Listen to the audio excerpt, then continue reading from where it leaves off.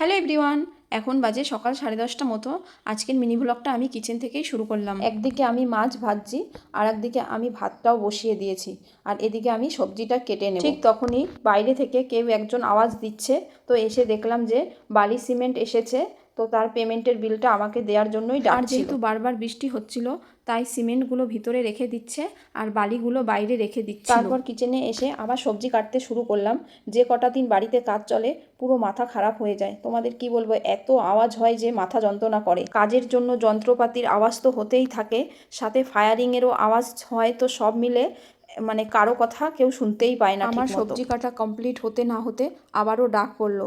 এদিকে রিশার বাবা জিজ্ঞাসা করছে ডাস্টবিনের বাকেটটা রাখার জন্য একটা অ্যাঙ্গেল মতো বানিয়ে দিতে বলেছি, তো সেটা কোথায় বানাবে সেটাই জিজ্ঞাসা করছে। এদিকে আমার সবজি কাটা হয়ে গেছে, এখন এগুলো ধুয়ে নেব। আর মাছগুলো ভাজা হয়ে গেছে আর বাকি মাছগুলো ভেজে নিচ্ছি। ডাস্টবিনের বাকেটের ঢাক্কানটা জলের মধ্যে পড়ে গেছিলো, তো রিশার বাবাকে বলেছিলাম ওটা তুলে আনো, নাহলে কাঁচরাবালা নিয়ে যাবে, তাই ওর বাবা ওটা তুলছিল। এদিকে আমার রান্নাবান্না কমপ্লিট হয়ে গেছে। তারপরে দেখলাম যে মাম্মামও স্কুল থেকে এসে গেছে। এখন আমাদের দুপুরের খাওয়া দাওয়া সবার কমপ্লিট হয়ে গেছে।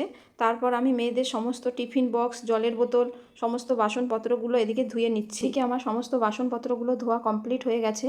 তারপর আমি বাসনগুলো গামলার মধ্যে জল ঝরাতে রেখে দিলাম, শুকিয়ে গেলে পরে বাসনের স্ট্যান্ডে তুলে দেবো। তারপরে আমি কিচেনটাকে সুন্দর করে মুছে নিচ্ছি। আমার তো বাসন ধুলেই এদিক ওদিক জল ছিটে যায়, তাই সেটাকে সুন্দর করে মুছে নিচ্ছি, না হলে একটু ভিজে ভিজে লাগে, ভালো লাগে না। তারপর দেখো এদিকে আমার রিশা কি শুরু করেছে। এটা রিশা খুবই পছন্দের খাবার। ওর ড্যাডিকে বলবে যে ড্যাডি বাজারে গেলে আমার জন্য তেঁতুল নিয়ে আসবে, তো ও দুপুরে খাবার পরে এই একটু তেঁতুল, শসা, পেয়ারা দিয়ে মাখে। আমারও বেশ খেতে ভালো লাগে আর খুব সুন্দর করে মাখে। এটা কার কার ভালো লাগে আর কার কার মুখে জল আসলো অবশ্যই কমেন্ট করে জানাবে।